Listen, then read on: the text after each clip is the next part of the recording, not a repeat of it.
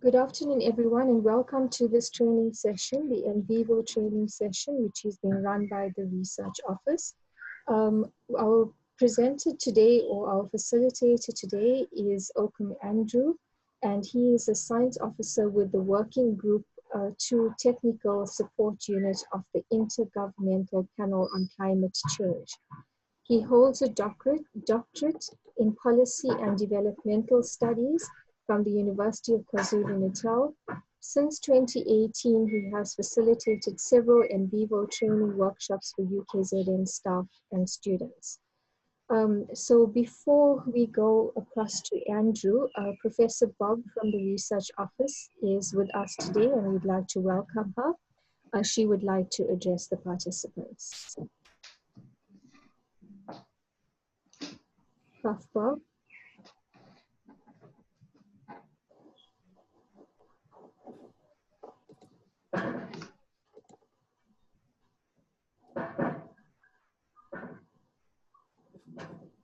Yes, good day, everyone, and thank you once again for willingly accepting the invitation for this particular training. Not that I am very good with my memory these days, but just by looking at the participants, I see many of you attended the SPSS training as well, which I assisted Dr. Suveshni Munyan with. So the college had asked the research office to assist with SPSS and NVIVO training, and Dr. Andrew Oakham, Dr. Singh has just graciously introduced you to him, has agreed to do the NVIVO training, and I will assist as we go along, together with Dr. Munyan doing the SPSS training. There are some rules and expectations in relation to us doing the training for you and in this particular format, because technical training often, contrary to popular belief, requires more of a hands-on approach. And when we have done the training in the past, we have quite a few research assistants who go around and assist as we go through the program. So what we would like to do, we have 4 sessions and there is quite a bit to complete. We've also not ensured that we have sessions over 4 days. So you have an opportunity, for example, for those of you who haven't completed downloading the software, please do so by tomorrow, because you're going to only be able to benefit from this particular training if you go along with Andrew and myself. Technology training, and your generation definitely knows better than my generation, is best learned by getting your hands dirty, by playing with the technology, by actually using a technology. You can't learn it theoretically. So that is why we actually ask that you have the NVIVO software prior to the training. But if you don't, please have it by tomorrow. The other issue that I would like to raise at the beginning is that this training is a continuous training, which I will chat in the start of tomorrow and consequent days as well, because we're not going to go back. So if you missed one day, we're simply going to do the training as Andrew has set it up to do. And finally, to also share with you that much of the issues that you will raise has more to do with the methodology, has more to do with the way in which you conceptualize your research project. In fact, a qualitative tool like NVIVO might be inappropriate for what you are doing. As we discussed with colleagues during the SPSS training, that the SPSS statistical software package might be inappropriate as well. We have agreed with the college that those are aspects we will not be doing in the training. So we're going to be focused on the technical aspects, and that is the reason why we have colleagues from the college. And Upasana, thank you so much for joining us, who will take down these issues and engage with the college and provide additional support if needed. But we're not going to be training on how to do research. This training is how to use NVIVO. And I hope you enjoyed the training. We're very passionate. I've had the privilege of co-facilitating with Andrew previously and being trained by him. So I know you in very, very good hands, and I hope you learn as much as you can for the next few days. Thank you, Upasana. Okay, thank you, Prof. Bob. It was good to hear from you at this session. And before we hand over to Dr. Oakham to commence the session, I just want to lay down some ground rules for those of you that haven't participated in a webinar session before. As you would have seen, all your mics are muted currently, which means that you cannot talk to us verbally until we give you the permission to do so. And that's because we need to have some control in the environment. So what we're going to do is allow you to post any queries that you have on the group chat facility that is available on Zoom. If you have a technical query, we are supported today by Shamla and Lungi from Academic Computing and ICS. And so they will assist you with any sort of technical query that you put up on the group chat. If it's related to today's training, to the NVIVO component, I will gather your questions, and during the break, we will discuss them with Andrew as is required. And if there's anything related to research, as Prof. Bob said, we will collate all of those queries and we will hand it over to the college office to then address it. In the meantime, if you have a burning query or something that you need to discuss with us verbally, you have the raise your hand facility on Zoom. You can raise your hand. We might not unmute you or acknowledge it immediately because I don't want to break the trend of the training. But as soon as we break towards a question and answer session, then we will address your hand that has been raised. And lastly, we would like to break the session up, possibly into 30 or 40-minute slots, depending on where Andrew is in the session. So he will indicate to us, we will come together then for some discussion, have a short comfort break, and then commence with the second half of the session. In the meantime, if you have any technical queries, you're welcome to put them up on the chat. If not, I hand you over to Andrew. Sorry, just one more thing. There might be polls that are run during the session, so please do participate in them. Andrew, you're welcome to take over. Okay, thanks, Upasana, and welcome everyone to this training. Just to say that this is a new territory for me. I've run this workshop for a couple of times. It's the first time that I'm doing it online. So it's also a new learning experience for me. So bear with me as we get through this together. You should have received some documents that I just put together for the purpose of this training. It's just 4 files, State of the Nation address that I just copied from the web page. So we'll just be using those to play around with for the purpose of this training. And as a prof said, like any software, it's not just about attending a training. It's more about practice. So if you learn this today and you don't practice, I promise you when you come back next week, or even tomorrow when you come back tomorrow, chances are you forget most of the things you've learned. So I will encourage you to always keep practicing. That's the only way that you can improve your skills on how to use the program. I have a PowerPoint presentation and for a couple of minutes just to take us through some of the background information. And after that, we will be dealing with the software for the rest of the sessions.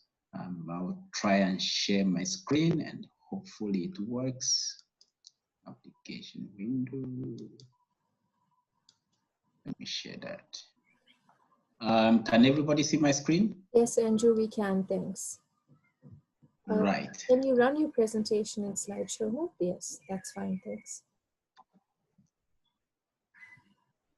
Yes.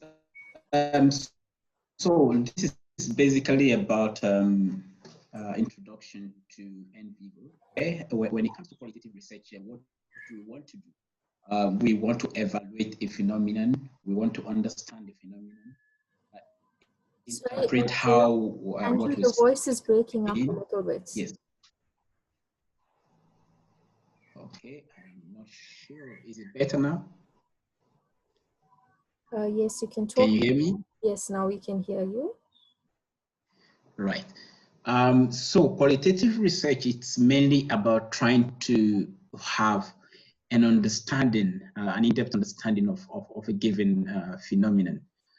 So we deal with various kinds of data that we collect from interviews, field notes, and with the advent of the internet, you are now able to collect information from web pages. I know somebody whose data for his PhD is information that he used NVIVO to get from a Facebook group, and that's just the data he needed and used for his PhD. And hopefully I'll be able to show you how you can capture web pages and bring that into NVIVO to do your work. So NVIVO does not favor a particular methodology, and that's one thing we need to have at the back of our mind. NVIVO is simply a tool that aids you in exploring your qualitative data. Very important to have that at the back of your mind. It does not analyze data for you. You, as the researcher, you need to understand what you want to get out of this data that you have collected. So NVIVO helps you to organize the data, it helps you to annotate, and it helps you to display query results graphically. So that's all it does. Every other thing that comes to analysis and interpretation of your findings, that has to be done by you as a researcher. It also has a functionality that allows you to share your data with other researchers. So depending on the kind of question that you want to answer, NVIVO allows you to use different functionalities to be able to answer that research question. So there are 3 versions of NVIVO for Windows. I understand now that they've merged NVIVO Pro with NVIVO Plus, so I need to update this slide. But basically, there are 2 versions now. The NVIVO Pro is the one that you should have installed in your computer. The Starter Plus is the more basic version of NVIVO. The Pro has a very sophisticated functionality that allows you to analyze different kinds of data. It helps you to set out advanced queries, set your nodes and how you've coded them, to be able to visualize your data in different formats, and then be able to justify your findings and report your work. Because remember, in qualitative research, a lot of times you would want to bring out the voices of your participants and be able to describe how your participant or where your participant is situated in the context of your research.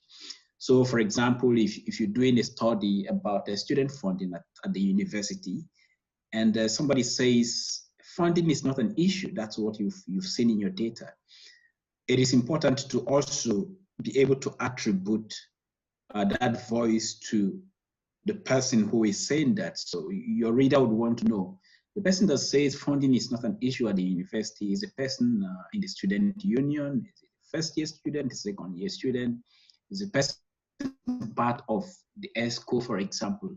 That is because where the person is situated influences how he or she views this particular phenomenon that you are studying. So in NVIVO Pro, you can work with different kinds of data format, as I've said. So your Word document, for example, in form of text, you can bring them into NVIVO to work with. You are also able to bring your audio into NVIVO. So for example, a lot of us, when we go out to collect data, whether focus group or individual interviews, we use a cell phone or a digital voice recorder to record the conversation. So you are able to bring that audio file directly into NVIVO, transcribe in NVIVO, and then work with it.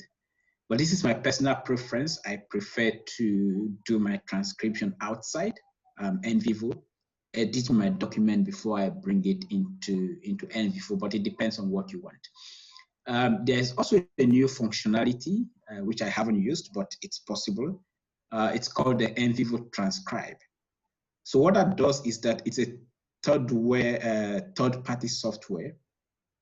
All you need to do is sign up for that functionality. You are able to upload your videos or your audio documents, and you get a quotation, how much it's going to cost. Unfortunately, it's not free. And then they will do the transcription. And once the document is transcribed, you are notified, and you can go there, log in, and download your transcript. And then you start working with it. But again, personal preference, and as a qualitative researcher, my stance on that is that you need to transcribe your data. Because remember, part of the transcription process, you're already beginning to immerse yourself in your data.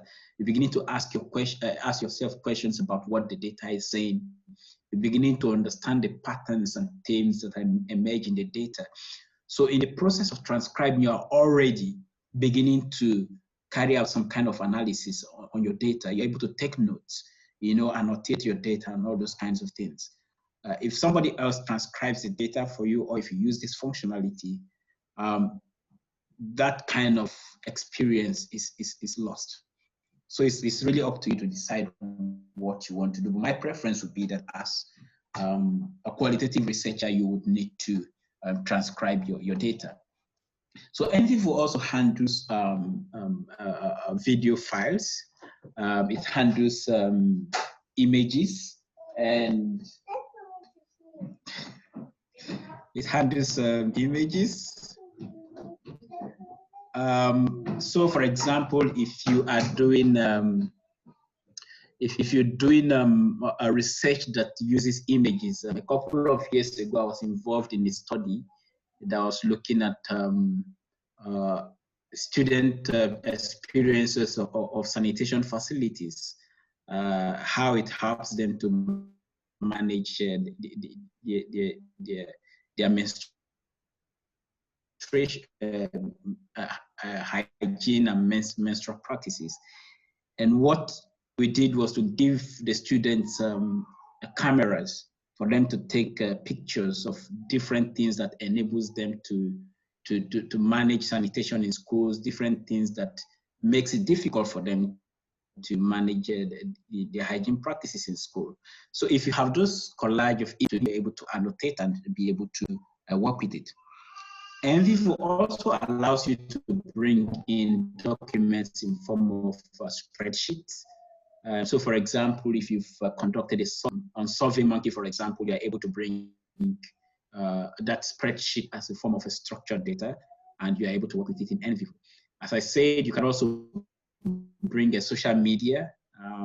So for example, if you are into market research, or you're a political science person and you want to do a study about a particular political discourse in the country that is happening on Twitter, all you need to do, you go to Twitter, you put the hashtag for that particular discussion, it displays, and you're able to capture the tweet, and it comes down as a spreadsheet, and you take that into your NVIVO and you work with it. So as I said, NVIVO is a very powerful querying tool. And again, you need to ask yourself, why do I want to use this software? And at this point also, for those of you who are students, I would strongly recommend that before you use this tool to analyze your data, it's important to have a discussion with your supervisor, because different researchers have different attitude towards using a software to analyze qualitative data. For some researchers, it is not acceptable to use a qualitative, to use a software to analyze a qualitative research, because they believe that you have to do it manually, you have to engage it, and be immersed in it in a different way. So I would really encourage you to talk to your supervisor before you use this tool for your master's or your PhD thesis. And also with NVIVO, as I'm going to show you hopefully in the course of this training, the line between qualitative and quantitative can be easily blurred. What do I mean?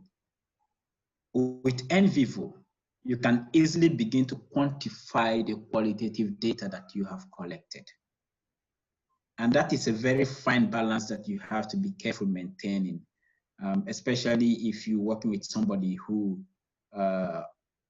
believes purely about analyzing qualitative data qualitatively and not beginning to quantify the qualitative information. We also need to understand what data analysis approach do you want to use for your study. So these are questions that you need to ask yourself first before you start using the software. Ask yourself, what do I want to get out of it, and how can the software aid me in getting this information that I want to get out of the program. So with NVIVO, you can create project and concept maps. You're able to show associations in data. How are different data connected? So the example I used earlier, you're doing a study about perceptions of student funding at the university. You're able to show how your data is connected to different participants. For example, those who say funding, funding is a barrier to accessing higher education. Are those mainly first-year students, are the second-year students, are the third-year students? So you're able to show that kind of connection or associations, not in the quantitative sense for those of you who attended SPSS training, but more or less in a loose way, how your data is connected. As I said, you can use nCapture to capture web content and bring those into your NVIVO, and then you can explore and analyze. So how do you approach your research in NVIVO? There is no agreed industry standard or process for approaching a qualitative data. Sorry, Andrew, can I just say something quickly on your previous point before you continue?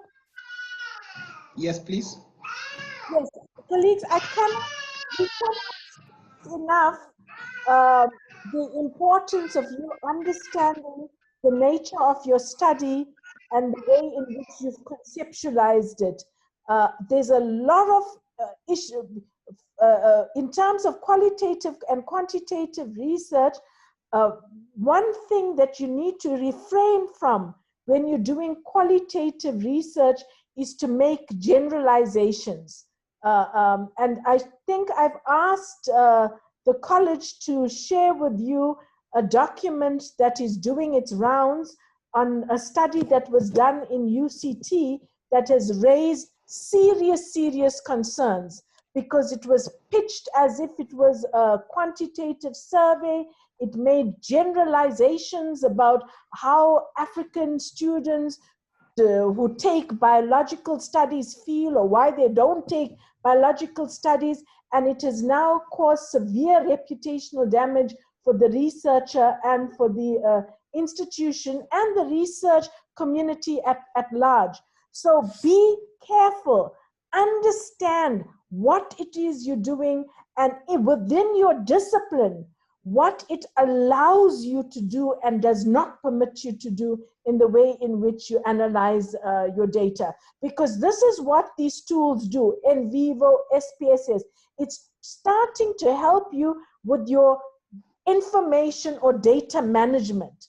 From there, you're going to move towards analysis, towards interpretation, towards giving it your meaning, reflecting on the literature. And if you do not know that the way in which you collected your data confines in many ways what you can say about it, you will get into quite severe trouble academically. Because for most of you, whether you're doing a master's or a PhD level study, the main contribution of your study will be your own data analysis and your, which is the contribution to knowledge. So do not fall into the trap of not doing your own research and homework about what approaches you're using and then what the constraints are.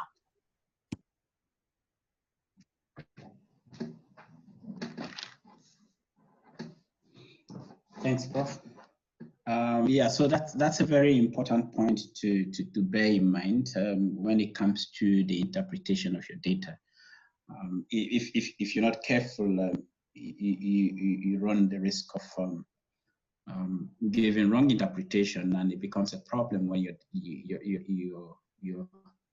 your thesis goes for examination, and you don't want your examiners to begin to ask all sorts of questions about basic technicalities that you needed to have taken care of in your analysis. Thank you for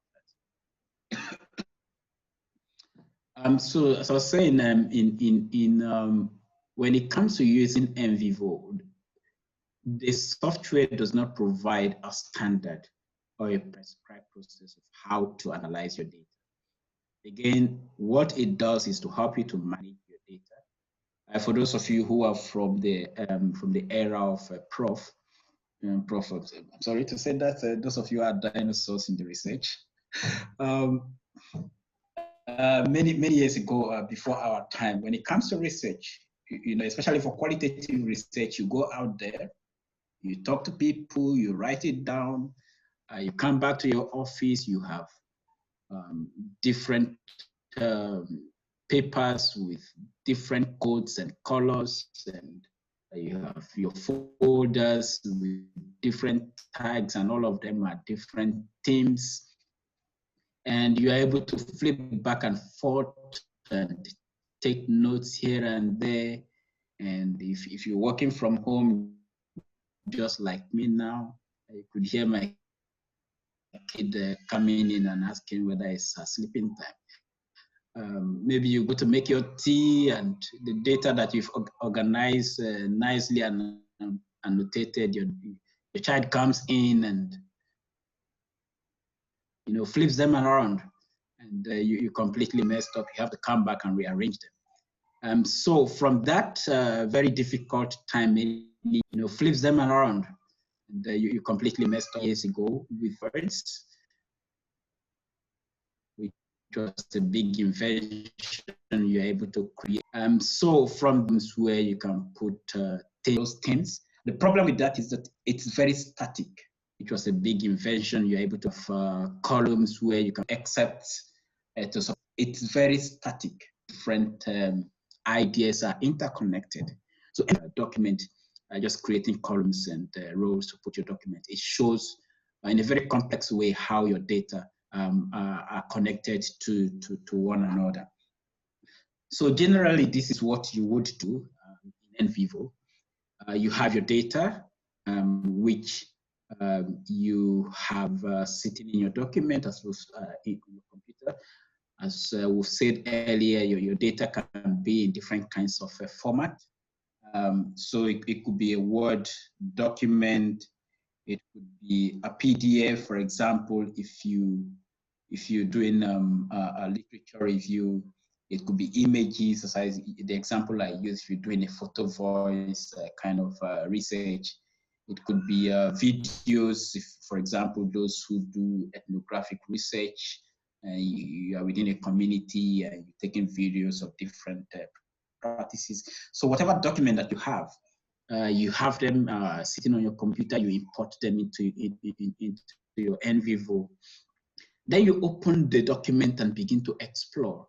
So for example, you've interviewed students at the university looking at perceptions of smoking, how do people view smoking behaviors among undergraduate students. You begin to look at it and look at different things that people are saying, and then you come across ideas and people say, no, it's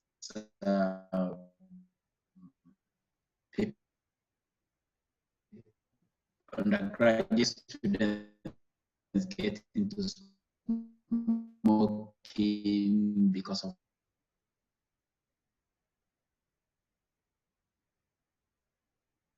peer pressure. And then you feel. Sorry to interrupt, Andrew. You're breaking up really badly. Is there a way that you can perhaps restart your router or something? So I was saying that when it comes to your research, in NVIVO, the starting point is bringing, yes. So the starting point is bringing your data into this program. So your data can be in different kinds of format, as we've said. So you bring your data into the program, and then you begin to explore the data. You open a file, you begin to read the file. So the file, for example, would be a transcript of an individual with a participant in your study. You're looking at the data, and I was using the example of a study that you, for example, you've done a study at the university, looking at, as you're reading your transcript, you come across somebody talking about pressure from his or her peers. And then you tell yourself, okay, this is an important idea that I think should be coded as a theme in this study. And once you code that, you begin to also ask yourself, you query your data to check, beside this participant, who else is talking about peer pressure as a driver of smoking. And then you think about the meaning of this in the broader context. And once you've done that, then you begin to visualize your data using the different functionalities that are there in NVIVO, either as a bar chart, or as a word cloud, or as a word tree. And as you display your data, the ideas that come to your mind, you record your insights as memo, which sometimes become very helpful. And you're able to bring that in later on when you're writing up your result. You bring your memo to support your analysis when you're writing up your result. So basically, this is the suggested way of going about working with your data in NVIVO. So we're going to conclude this section with an overview of some of the key terminologies that we use in NVIVO so that you're familiar with it. I realized that the guide that I sent out, the company has not updated that. They're still using an old version. But the new version that we have, NVIVO 12, some of the tab modified so that you see them as slightly different compared to what you see in that guide. So the first thing that we need to understand is file. And as the name says, a file is simply the research materials that you bring into NVIVO. Any kind of format that is supported by NVIVO is simply referred to as a file. A source classification led you to record information about your sources. This is applicable mainly for those who use NVIVO to do literature review. Coding is simply the process of gathering your material by logic, by theme, or by case. So for those of you who attended the SPSS session, you'll be told that you collect your data. For example, when you want to input them into SPSS, you need to assign code to some of your variables. Use the example of gender. You would say that male, for example, will be 1, female will be 2. Level of education, you assign 1, 2, 3, 4, 5, depending on the level. So in NVIVO, when it comes to coding, we're simply saying that we want to group our materials, our related ideas together, and we group them into what is called a node. So you put related idea into a node. So coding, you code into simply containers where you put together related ideas or related topics. And the example that I like to use is when you think of your node, think of it as your Tupperware. You know, this direct marketing company, Tupperware, they sell different kinds of plastics. So think of your nodes as your Tupperware containers. And that is where you put your theme, which in this case is your food. So there are different kinds of nodes. We have a broad node, which is generally called a parent node. And under a parent node, you can have a child node, a grandchild node, a great-grandchild node. Simply, what this means is you have a broad theme. Your broad theme will be your parent node. So I'll use an example of, let me use the example about the concept of radical economic transformation, which we are familiar with. So if you're doing a study about political discourses in South Africa, a radical economic transformation would be an idea that you cannot escape. And we take radical economic transformation as your parent node or your broad theme. And under your broad theme or your parent node, what are the related ideas or what are the children node? So when we talk about radical economic transformation, what are the kinds of ideas that are related to or that expresses the concept of radical economic transformation? We talk about nationalization of mines, expropriation of land without compensation, and all those related ideas. So each of them become a child to the parent node, which is radical economic transformation. Coming back to my idea about a Tupperware container again. You're going to work, you have your Tupperware container, you have 3 different sizes. You're taking your lunch to work, you have your rice in a big container, you have your stew in a container that is slightly smaller, you have your salad in another slightly smaller container, and you have all of them stacked together. So think of your nodes as those kind of related things. At the end of the day, they are connected somehow. You're going to mix them together, you're going to eat them. So your nodes have to be connected. And you need to think of that critically when you organize your nodes into a hierarchy. Very important. Think of how your ideas are related and arrange them in that order into what is called a node hierarchy, and you are able to display how your ideas are connected. When it comes to coding, there are different ways that you can code. So for a lot of you'll be doing a study that is underpinned by a particular theoretical approach or a theoretical framework. And under that theoretical framework, you have variables that inform that framework. Okay, so you already know the kinds of variables that are present that you should expect in your data. So you could create your nodes before you start coding because you know the kind of themes that you're expecting.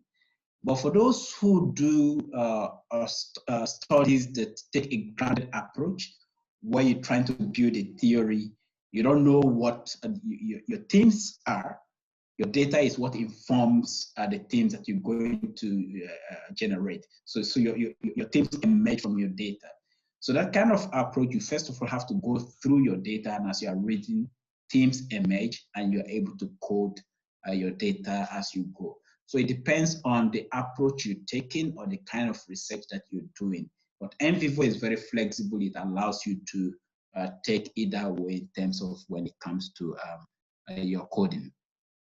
The next term that we need to understand is cases. Cases are simply containers where you put information about your unit of analysis. So, for example, you've done a study again, the example I used at the university, looking at smoking behaviors among undergraduate students. So in your cases, you'll be storing information about the gender of your participants, the age of your participant, the level of education, the race of your participants, so that at a later stage, when you are now beginning to query your data, you want to see whether people that talk about peer pressure as a driver of smoking are the first year students, are the second year students, are the people age 18 to 20, and those kind of demographic information. So your cases allows you to be able to record information about your unit of analysis.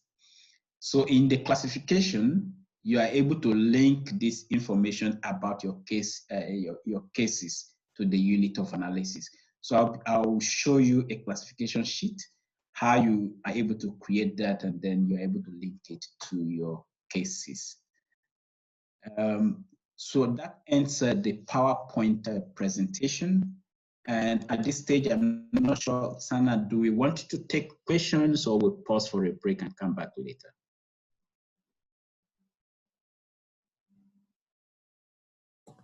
Thanks, Dr. Andrew. I think we can just find out if anybody has any questions at this stage. So the participants who are attending, if you do have any questions with the content that has been covered up to this point, you can raise your hand and we will unmute your mic, or you can post it on the chat facility. I'll give you a minute to see if we do have any queries.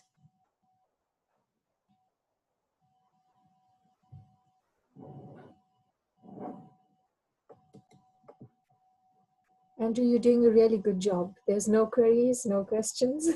So I think they're understanding crystal clear. They're either totally confused or they're understanding clearly. I'm sure it's the latter. Okay, as Prof. Bob has just indicated, we are recording the session. The sessions will be, the recordings will be made available once editing has been completed. So please bear with us for a few days once we complete these and upload them to a shared platform. If you have any queries, you're welcome to post them on the chat facility. If not, Andrew, can we take a 10-minute break and resume at 3 o'clock? Yes, we can do that, certainly. All right. So we'll take a short break, everybody, and we will resume at 3 o'clock.